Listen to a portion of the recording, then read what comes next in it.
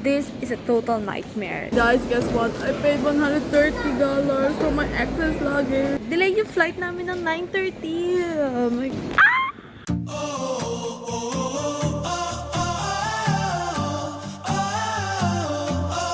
Hey guys, welcome back to my channel. This is Rhea, your seafarer guide, and I've been a total, I think MIA this past couple of months, and my past video was few months ago because right now I'm here in the Caribbean season, and I totally enjoyed my stay here. And I was not able to do a travel vlog because I feel like I was really living in that moment, and I'm sorry that I was not able to show to you the beauty of Caribbean. But Caribbean islands is really beautiful, and my most favorite would be Barbados, Curacao, Aruba. These are all like my favorite ports, right? So today I'm making this video as my disembarking video. Is like a tradition that whenever I go home, I make this home to Philippines video. So my flight would be tomorrow. I'll be in the hotel today. They will pick us up and bring us there, and my flight is going to Amsterdam first, and then after Amsterdam I'll be going to Manila. So from 12th of March I'll be reaching Manila on 14th. So it's a really long flight, and believe me guys, I have a lot of time of layover in the Amsterdam, so I have to find a place where I can sleep and rest, so today I will just like sleep for a while. My pickup is at 2:30. As of the moment is at 1 p.m, so I still have time to relax my mind. So join me in my journey going back to Philippines. And by the way guys, this is a world record for me that I finished my contracts for 10 months and 2 weeks, guys. I was here from April 22 and I'm going home now at March 11. So just imagine that, guys. Okay, so right now I'm in my hotel room, and believe me, this is the biggest hotel room I've ever been. So just see how it looks like. There's 2 beds, okay, because supposedly there's one girl be sharing with me, but she's not yet arrived. So look at the space here, guys. Look at this space. I feel like I can do a dance cover here, and there's even a small, as you can say, pantry, coffee machine, coffee. I can even iron my clothes here if I want. So everything is, wow, this is nice. And just outside of this hotel, I will show to you guys the view. First, look at this. Curacao is known for these colorful houses. As you can see, it's beautiful outside. Hey guys, good morning. I just had my breakfast. I already took my shower as well. So we'll be leaving here at 12 o'clock, and we'll be going straight to Curacao Airport, where we will be having our 4 p.m. flight going to Amsterdam. It will take, I think, 12 or 15 hours. Oh my gosh! Guys, guess what? I paid $130 for my excess luggage. Oh my god! And I feel like it's like nonsense just because I am having 4 kilo excess on my luggage. Ikain na lang nandito, guys. Well, the rule is, in Qatar Airways, we always fly with Qatar Airways or Emirates. As long as like 40 kilo, both of your luggage is okay. But here in KLM Airlines, there's a rule. That's supposed to be, it's only 23 kilo per luggage. So my other luggage is like 28. I have to pay $130 for that. I feel like I spent on something nonsense, but I cannot do anything now. I already paid, because it's very hassle for me to take out all of the clothes or all of the things inside the luggage just to throw or just to find a new bag to fit that in. So I just like closed my eyes and said, okay, I will pay. But deep inside, it really hurts for me. Feeling ko namumulubi na ako. This water, $3 na siya. Ganyan lang siya kaliit. Pero akala nila uwi ka na marami kang pera. Pero in the end, pag uwi mo pala, wala ka ng pera dahil sa airport pala, napag-gastos ka na.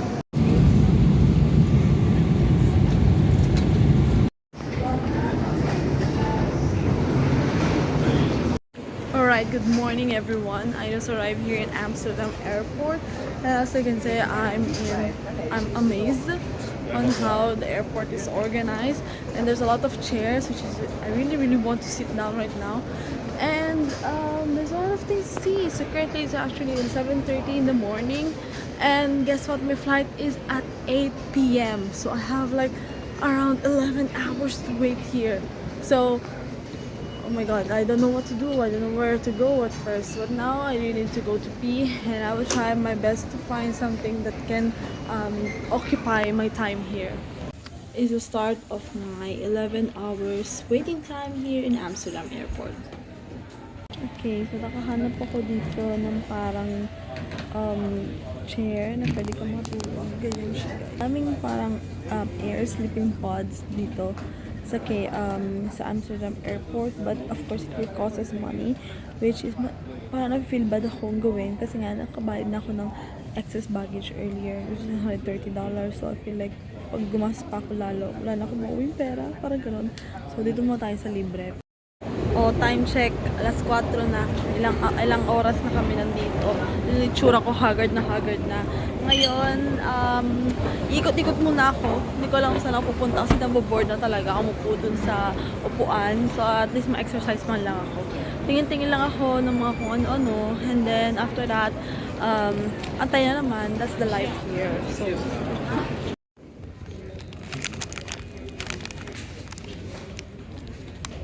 this is a total nightmare. Delay yung flight namin ng 9:30. Oh my gosh.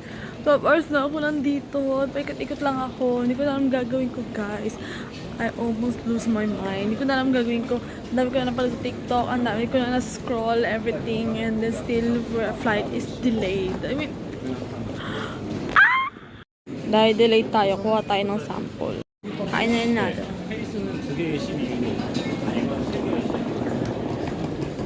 In fairness, sarap naman siya. Tagas na kaya. Naboboard na ako. Gusto na lang kainin tong chocolate na to. I don't know what it is. It's a Dutch brand. And ang dami niyang option. So, what I found here is milk chocolate with caramel and sea salt. €250. Sige, try natin. Nagbago isip ko, dark chocolate na lang pala. Pero the same with sea salt and caramel. So, let's try this famous Dutch chocolate. Yo, so guess what I did, guys? I bought one pack of peanuts, mixed nuts, which is my favorite. And there's two bars of chocolate that I showed to you earlier. And I used my remaining euro coins because I don't want to bring them around here anymore. And yeah, so I bought like around €6 coins with this goodies. And since we're still delayed, I don't know, will I eat dinner now or should I wait until later? So let's see again. And did you know that this airport is called a silent airport, so no announcement will be made? So bahala ka sa buhay mo, magtingin ka ng screen, dapat ganon. Ikaw dapat mag-inform sa sarili mo, wala mag-inform para sa'yo, ganon. So, okay, taste test, open natin to. Okay, let's try.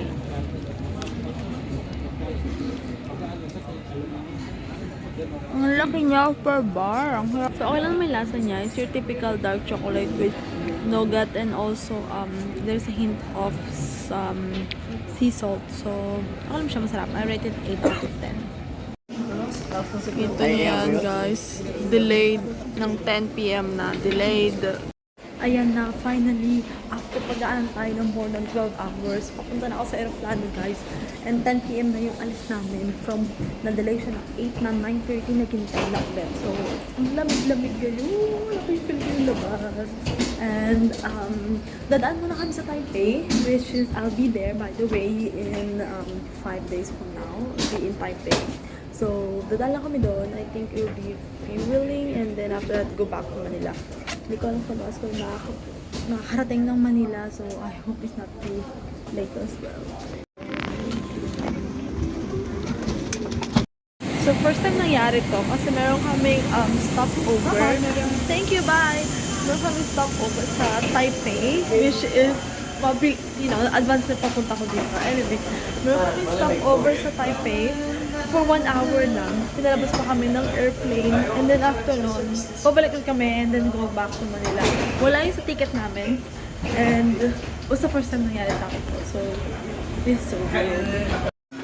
Ayan guys, nakita nyo. Transit to Manila, gate 1. Dito kami. Dadaanan naman kami sa transfer. Okay, we are back once again sa same plane. And but this time, pupunta kami ng Manila, like finally. After, nag-December ako ng 11 and right now is already 14th of March. So, I feel na parang ang tagal ko nang bumabiyahe.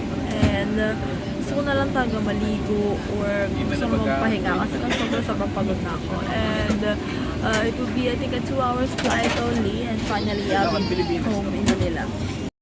Touchdown Manila. Grabe, nagkaroon pa ng air traffic. Parang ayaw talaga akong pauwiin, guys. Hello ho! My mom! Hello, ito ba yung OMG 3 yan? Oy mo, kakainis ka.